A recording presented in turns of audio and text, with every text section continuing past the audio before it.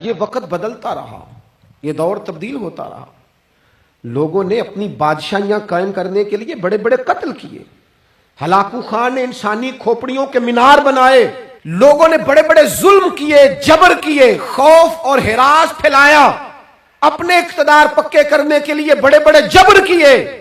پھر کیا ہوا؟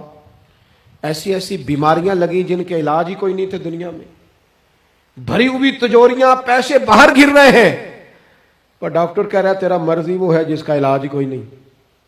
اللہ تبارک و تعالیٰ کے قانون سے جب لوگ ٹکراتے ہیں پھر پاش پاش ہو جاتے ہیں۔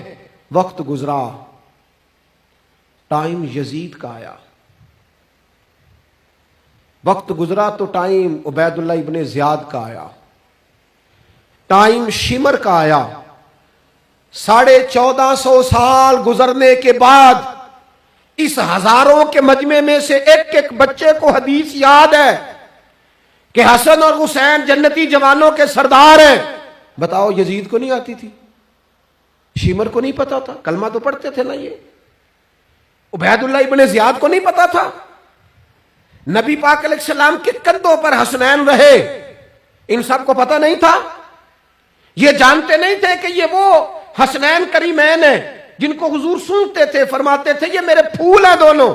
کیا بات رضا اس چمنستان کرم کی، زہرا ہے کلی جس میں حسن اور حسین پھول۔ آج 1450 سال گزرنے کے بعد امت کو حدیث آتی ہے کہ نبی پاک علیہ السلام نے فرمایا جس نے حسن اور حسین سے پیار کیا اس نے مجھ سے پیار کیا، جس نے ان سے بغض رکھا اس نے مجھ سے بغض رکھا۔ کلمہ پڑھتے تھے، مسلمان کہلاتے تھے۔ 10 محرم کو جمعے کا دن تھا، امام حسین امامہ باندھ کے گھوڑے پر بیٹھ کر خطبہ دینے لگے تو ایک شخص اندر سے بول کے کہنے لگا حسین تقریر لمبی نہ کر، ہمارا جمعہ لیٹ ہو رہا ہے۔ بلے و نمازیوں، سامنے وہ شخصیت کھڑی ہے جس پر ابھی درود پڑھیں گے نماز میں، اللہم صلی علی محمد وعلی، ابھی درود پڑھیں گے حسین ابن علی پر، ابھی شہید کر کے ابھی درود پڑھیں گے، وہ سامنے کھڑے۔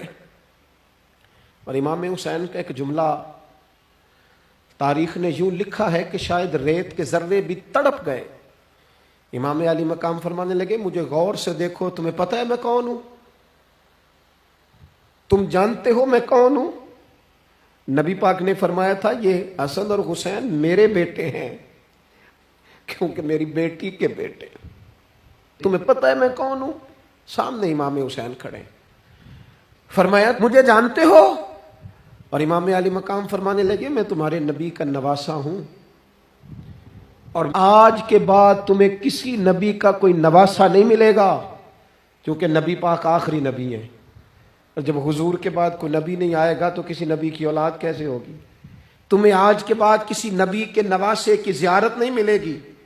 میں کیسے آپ سے یہ بات آپ کو عرض کروں کہ سامنے حسین ابن علی بھی ہوں تو لوگ نفس کی خواہشیں پوری کرتے ہیں، لوگ اپنی کرسیاں پکی کرتے ہیں، لوگ گورنریاں پکی کرتے رہے، لوگ گڈ بک میں جانے کے لیے ایک دوسرے کو شاباشیاں دیتے رہے، جشن ہوتا رہا۔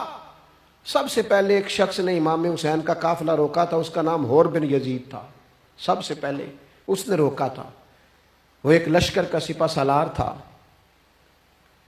جب امام حسین رضی اللہ تعالیٰ عنہ نے خطبہ پڑھا نا تو حور یزیدی فوج میں تھا، واپس گیا اور عبید اللہ ابن زیاد سے جا کے کہنے لگا، یا جو بھی وہاں لوگ موجود تھے یزیدی فوج کے، ان سے کہنے لگا تم نے تو کہا تھا کہ صرف راستہ روکنا ہے، تم نے تو کہا تھا کہ صرف ان سے کچھ منوانا ہے، تم نے تو جب مجھے بھیجا تھا تو کہا تھا کہ بعد تھوڑے معاملات ہیں، اوہ سچ بتاؤ نبی کے نواسے کو شہید کرو گے؟ تم نے تلواریں نکال لی ہیں، نیزے نکال لیے ہیں، تیر نکل آئے ہیں، تیاری مکمل ہے، مجھے سچ بچاؤ، کیا حسین ابن علی کی گردن پر خنجر چلانے لگے ہو؟ سیدہ فاطمہ کا جگر پارا شہید ہوگا، کیا یہ خبر سچ ہے؟ یوں ہوگا؟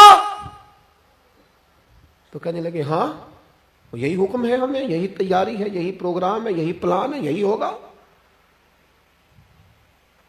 کہنے لگا میں اور آپ تو مدینے والے رسول کا کلمہ پڑھتے ہیں، تو کیا محبوب کے نواسے کو ذبح کرو گے؟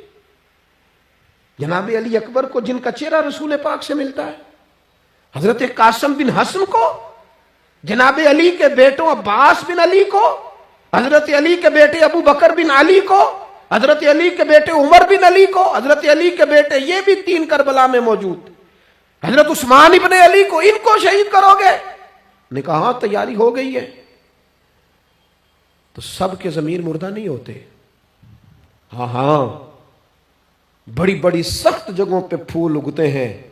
اور نے جب ان سے کہا کہ تمہارا پکا ارادہ ہے، کہا پکا ارادہ ہے، تو اس نے کہا یہ زرہ پکڑو، یہ عہدہ پکڑو، مجھے تمہارا دیا ہوا عہدہ نہیں چاہیے، حسین کے نانا کی دی ہوئی جنت درکار ہے، یہ رکھو اپنے پاس، مجھے تمہارا۔ ایڑی لگائی اس نے اور دوڑا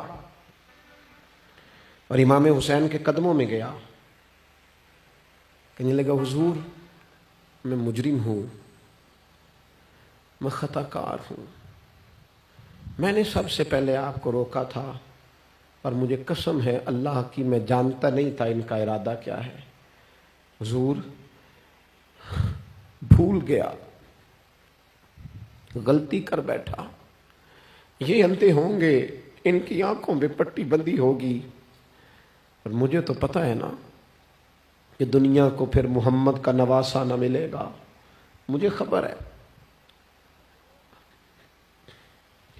اگر معافی مانگوں تو معاف کر دو گے، پہلا مجرم ہوں، میں نے روکا ہے، اگر آ جاؤں تو قبول کر لو گے؟ یہ ظرف، یہ حوصلے، یہ توانائیاں اگر ہیں تو سیدہ فاطمہ کے دودھ میں ہیں، یہ شیر خدا کی تربیت میں ہیں، یہ محبوب نے جو ان کی زبانوں کو چوسا تو اس کرم میں ہے۔ حضرت امام حسین نے اٹھ کے سینہ یوں چوڑا کیا، ہاتھ پھیلائے، فرمایا آجا، لگ جانا میرے سینے کے ساتھ، تو آ جانا، تو نے دیر کی، ہم تو پہلے سے منتظر تھے، تو آ جا، تیری ساری معاف ہے۔ ہور کے مقدر جاگے، امام علی مقام کے لشکر میں شامل ہوا۔ بعض نے لکھا ہے جو لوگ ابتدا میں شہید ہوئے امام حسین کی طرف سے، ان میں ہور شامل۔